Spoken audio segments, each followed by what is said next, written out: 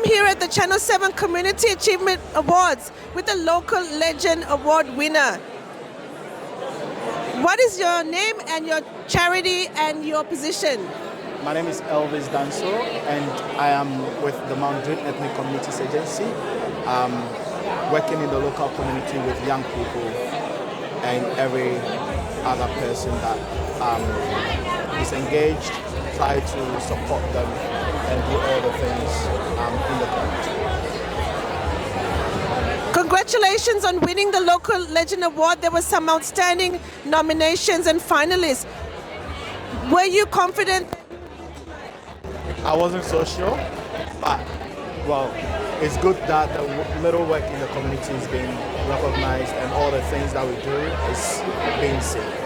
Now there's a big problem with youth unemployment in Mount Druitt, and this organization such as yours has done amazing work. Tell us about that work that's made a difference. So it's true that a lot of youth unemployment, I think the second in the whole of Western Sydney, the second lowest in the whole of Western Sydney. And one of the things that we want to change the narrative is to give access to more young people, make sure there's wider range of education to young people. There is more access to employment, more young people are able to be equipped enough for the job market so that they'll be able to be absorbed and there'll be lower unemployment rates in the region. Why do you think Mount Druitt has this reputation, and what are organizations such as yours doing to counter this reputation? Most young people in Mount Druitt are trying to change the narrative, and that is what we're trying to do. I think that the most narrative has been negative, but the vast majority of the young people in Mount Druitt, Blacktown, are ready to change the narrative and to make a positive impact in the community. And it is up to the community and up to society and up to everyone to give them the chance and to give them the opportunity to showcase all the good things that is embedded in them to be out.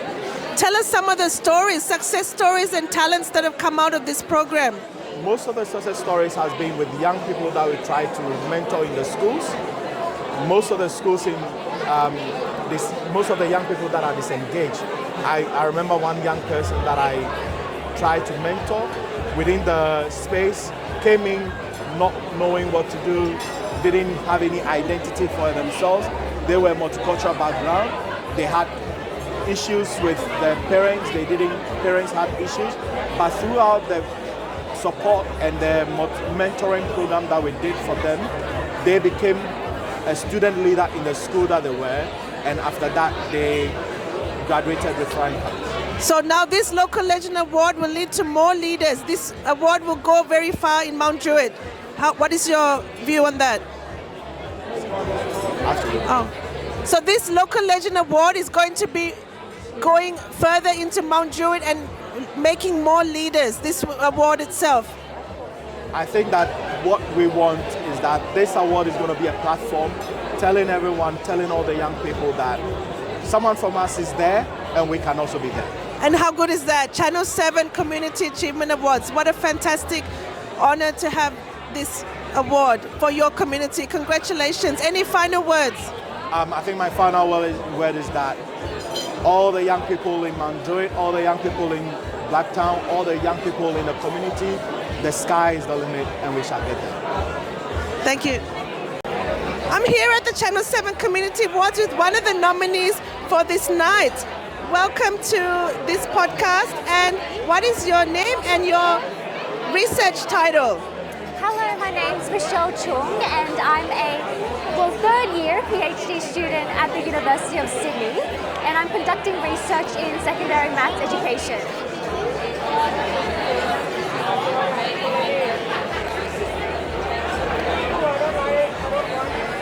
What did you study in your undergraduate degree?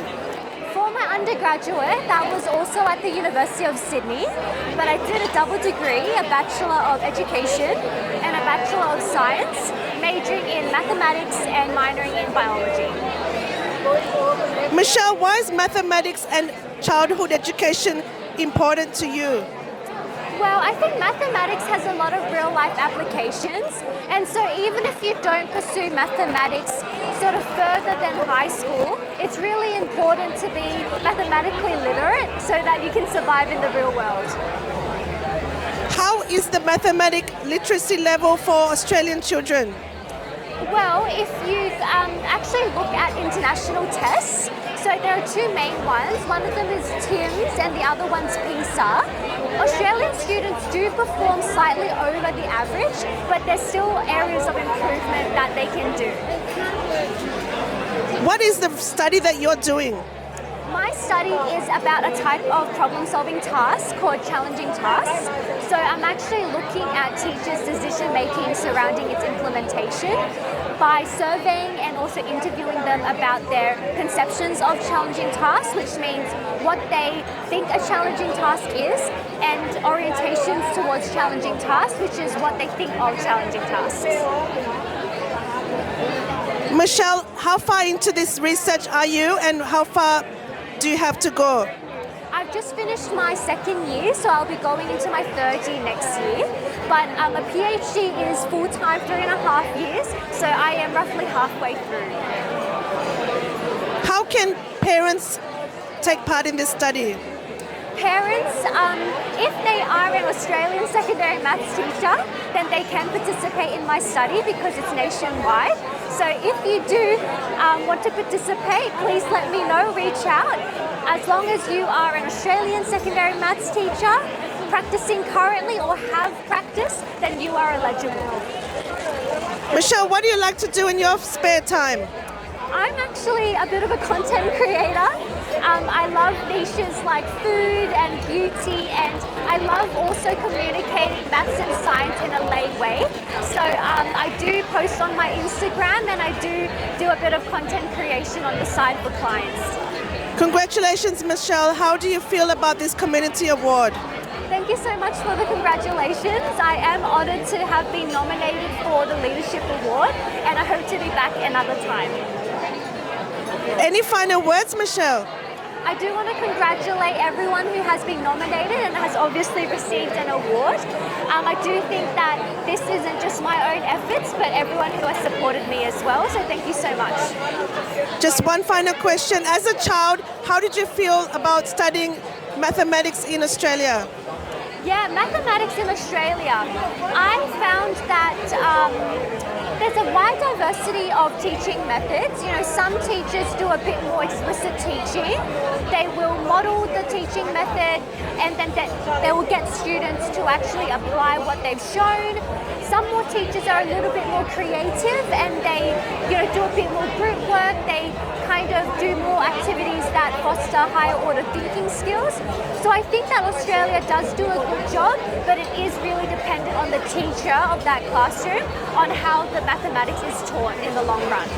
Michelle, what is the one problem that we face in our education and teaching of mathematics in Australian schools? Well, according to the research, in Australia, there's a bit more routine maths that's done. And so when it comes to higher order thinking skills, which is actually a part of my PhD research, not as many Australian classrooms are actually delving into that, giving students opportunity to actually foster those skills and apply that to the real world. And so I think something that can be improved is getting students to sort of step outside their comfort zone and experience that struggle and persistence so that they can actually experience both familiar and unfamiliar situations.